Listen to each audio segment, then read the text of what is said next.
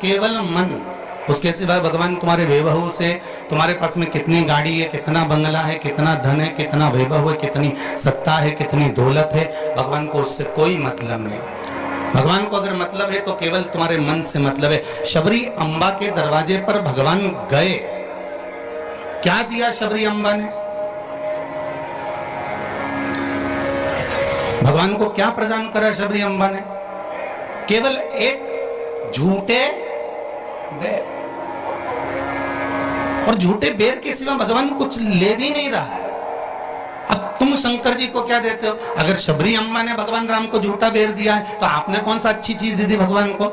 जल दिया वो मछली का झूठा था, दूध दिया वो बछड़े का झूठा था, फूल दिया वो भौरे का झूठा था, मिठाई बना कर दी वो चींटी की झूठी थी। तुमने दिया क्या? और ये मनुष्य का शरीर दिया भगवान के चरणों में, ये भी तो झूठा है। फोन पे तो तुरंत कह देता है माता तारे बिना एक बिना नहीं रहूं, एक मिनट नहीं रहूं, तेरी तो मुझे बहुत याद आए। और भगवान के पास जाए कि तुम्हारे बिना मेरा कोई नहीं है। भगवान के रेंदे रे झूठेला,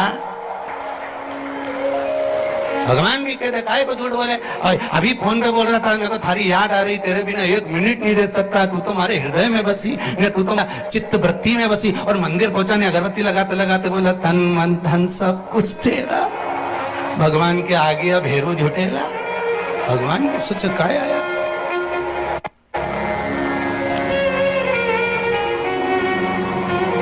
अगर शबरी अम्बा ने झूठा बेर दिया है तो हमने कौन सी अच्छी चीज भगवान को दे दी है?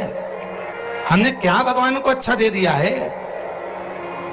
हम भी तो झूठा ही दे रहे हैं। पुष्प दिया वो भी झूठा था, जल दिया वो मछली का झूठा था, दूध दिया वो गाय के बछड़े का झूठा था, मिठाई दी वो चींटी की झूठी थी। हम जो परमात्मा को दिए वो सब कुछ झूठा था। यहाँ तक हम भगवान का जो स्मरण भी कर रहे हैं, कई लोग भगवान के मंदिर में बैठकर घंटों तक माला पकड़कर भी अगर भगवान के मंदिर में बैठकर भजन कीर्तन स्मरण कर रहे हैं तो वो ये सोचे कि नहीं ये सत्य है, तो उसने उसमें भी छल कर दिया। थोड़ी देर तक तो मन लगता है, उसके बाद ये चित्त, ये भक्ति, ये मन कहीं ना कहीं डोल जाता है। इस मन को लोग कजन कहां लेकर चले जाते हैं। बड़ा बड़ा कठिन है,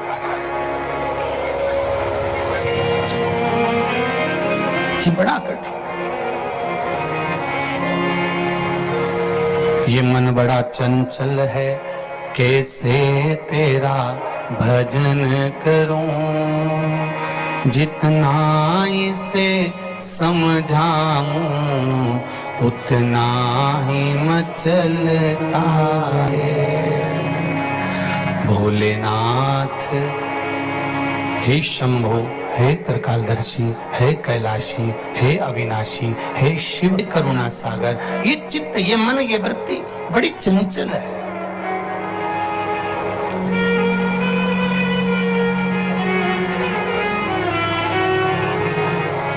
अगर ये मन, ये चित्त, ये वृत्ति थोड़ी भी परमात्मा में लग गई तो जीवन की सार्थकता हो गई।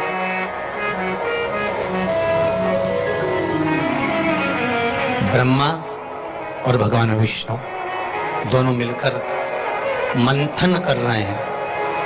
और एक बात बहुत ध्यान से सुनना, शिव महापुराण के इस चरित्र को याद रखना कि ब्रह्मा और भगवान विष्णु ने मंथन किया, और मंथन किया तो शंकर भगवान के शिवलिंग को प्रकट किया। आपसे भी निवेदन है, जब दोनों पति पत्नी, भाई भाई, घर के बुजुर्ग, माता पिता, घर के बच्चे जब एक साथ कहीं बैठे हुए हों तो शिव महापुराण की कथा कहती है आप भी शिव महापुराण का थोड़ा सा मंथन करो। उस मंथन से जो प्रकट होगा वो तुम्हारे घर का आनंद करा देगा। शिव पुराण का मंथन।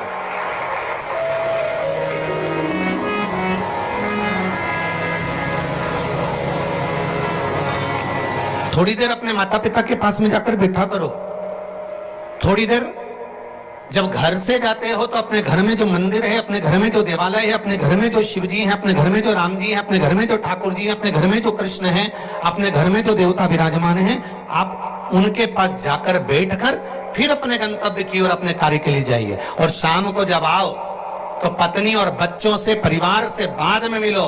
सबसे पहले अगर दुकान की चाबी भी लेकर आए हो थोड़ा सा धन भी लेकर आए हो, थोड़ा सा सामान भी लेकर आए हो, थोड़ा सा व्यापार का कुछ चीज भी आप लेकर आए हो, तो सबसे पहले जाकर भगवान के मंदिर में जो आपके घर में है उसके पास में बैठकर उसको बताया करो, आज मैंने व्यापार करा उसमें यह लाभ हुआ, आज मैंने व्यापार करा उसमें यह हानि हुई, और आपकी कृपा से आज मैंने दुकान व्यापार व्यवसाय आज का पूरा करा। हे देवाधिदेव महादेव, हे मेरे ठाकुर, हे मेरे कृष्ण, हे मेरे राम, आज भगवान की कृपा, आपकी कृपा बहुत बनी रही और मेरा सब कार्य सफल हुआ। बाबा को प्रणाम करो, नमन करो और फिर अपने माता पिता, परिवार, कुटुंब, कबीला जिससे मिलना है मिलो, फिर मिलो।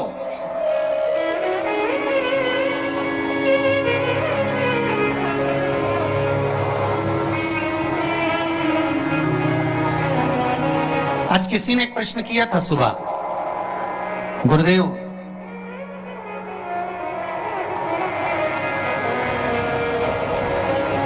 अगर भगवान के मंदिर जाना है हमको और शरीर में अगर कष्ट है, शरीर में अगर रोग है, शरीर में अगर बीमारी है, शरीर में अगर दुख है, शरीर में अगर कष्ट है, तो क्या नहाना जरूरी है?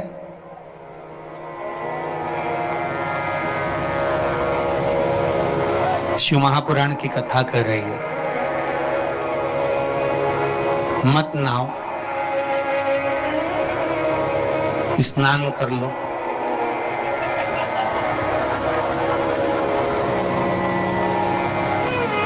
नहाओ, स्नान कर लो। नहाने में और स्नान में जमीन और आसमान का अंतर है। बाथरूम में गए, साबुन लगाया, शैम्पू लगाया और ये सब लगाने के बाद में तुमने जो तुम्हारे ऊपर पानी उंडेला, इसको नहाना कहते हैं। आपने ज़ुकी में पैसे डाल लो, मुंह धोकर भी भगवान के दरवाजे तक पहुंच गए तो उसको स्नान कहा जाता है। कर लिया ना?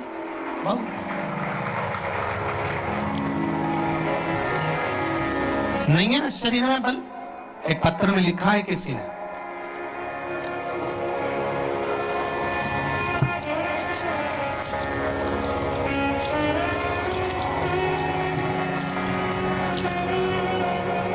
मैं बदनावर धार के पास बालोदा में रहती हूँ।